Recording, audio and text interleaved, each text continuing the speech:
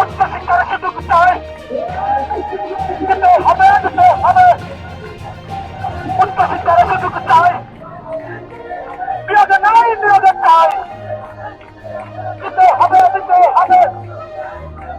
বিয়োগে নাই, বিয়োগে চাই, দিতে হবে, বিয়োগে নাই, বিয়োগে চাই, এলাইড হেলথ বাতিল করো, এলাইড হেলথ বাতিল করো, এলাইড হেলথ বাতিল করো, বাতিল করো, বাতিল করো, সত্যবাজারের জীবন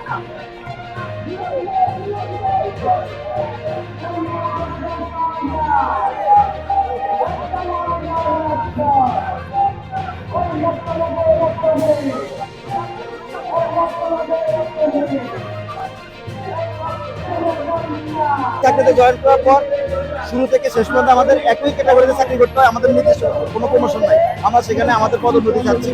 এবং আমাদের পড়াশোনার জন্য আমাদের যে এডুকেশন বোর্ড আছে, আমাদের কোনো নির্দিষ্ট এডুকেশন বোর্ড নাই। রাষ্ট্রীয় চিকিৎসা অনুষদ আমাদেরকে নিয়ন্ত্রণ করে, কিন্তু আমাদের উপরে অ্যালাইড হেলথ প্রফেশনাল বোর্ড নামে একটি ভুয়া বোর্ড আমাদের উপর চাপিয়ে দেওয়া হয়েছে। আমরা এটি সংশোধন করতে চাই। আমরা চাচ্ছি যে state medical board of Bangladesh নামে একটি এডুকেশন বোর্ড হোক।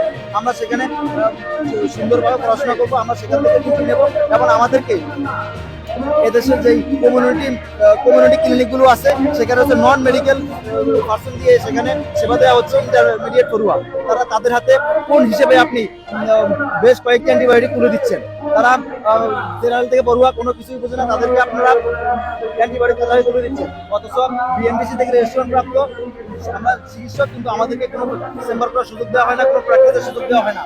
আপনারা জানেন বিএমডিসি অ্যাক্ট 2010 অনুযায়ী এদেশের শুধুমাত্র বিএমডিসি নিবন্ধন প্রাপ্ত চিকিৎসকরাই এদেশে অ্যালোপ্যাথিক চিকিৎসা দিতে পারবেন, আদারওয়াইজ না। কিন্তু আমরা বিএমডিসি চিকিৎসক নিবন্ধিত চিকিৎসক হওয়ার পরেও, বিএমডিসি থেকে দুই ক্যাটাগরির নিবন্ধন পাওয়ার পরেও আমরা এদেশে কোনো চিকিৎসা সেবা দিতে পারি না। আমাদেরকে মোবাইল করতে অভিযান দেওয়া হয়, আমাদের চেম্বার বন্ধ করা হয়, আমাদেরকে বিভিন্ন জায়গায় হয়রানি করা হয়। আমরা এর হয়রানি নিরসন চাই।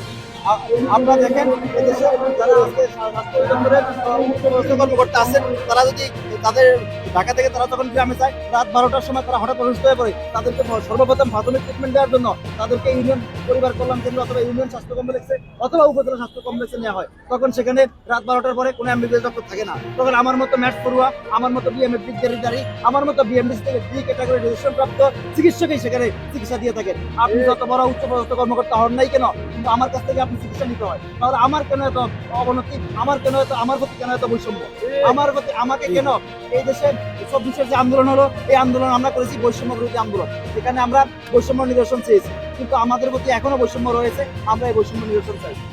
আপনারা গণমাধ্যম কর্মী, আপনারা এদের এই সমাজের বিবেক, জাতির বিবেক, সমাজের দর্পণ। আমরা আপনাদের মাধ্যমে আমাদের দাবি দেওয়া উপস্থাপন করতে চাই সারা দেশে না। আপনারা এগুলো সরিয়ে দেবেন যাতে আমরা আমাদের যে দাবি দেওয়া আছে সেগুলো মেনে নেয়।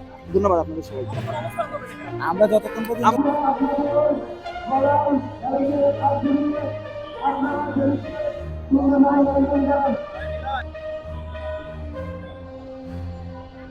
গ্রাম বাংলার মানুষের সর্বোত্তম সবচেয়ে বেশি উপকৃত হবে এবং স্বাস্থ্য খাতের সুনাম সারা বিশ্বের মধ্যে ছড়িয়ে পড়বে এবং এই খাতে সারা বাংলাদেশের মানুষ উপকৃত হবে, স্বাস্থ্য খাত উপকৃত হবে, বাংলাদেশ এগিয়ে যাবে, বাংলাদেশ চিরজীবী হোক, বাংলাদেশ স্বাস্থ্য খাত উন্নতি লাভ করবে।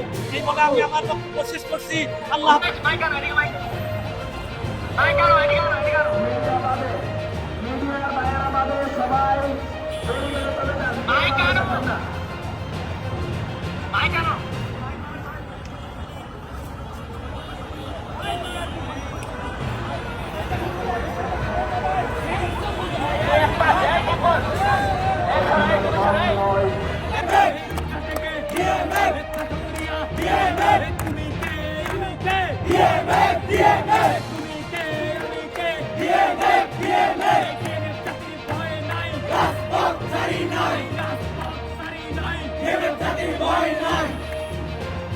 আমাদের কোনো নিয়োগ নাই কেন?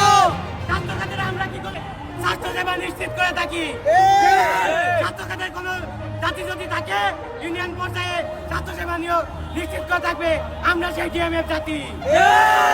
আজকে 2017 সাল থেকে আমরা এই আন্দোলন করে যাচ্ছি। তারই পরিপ্রেক্ষিতে আমরা 2017 সালে স্বাস্থ্য অধিদপ্তরে একটা মহাসমাবেশের ডাক দিয়েছিলাম। সেখানে এমন অবস্থা হয়েছিল, সন্ধ্যাবেলা আমার ভাইদেরকে নির্মমভাবে পিটিয়েছিল।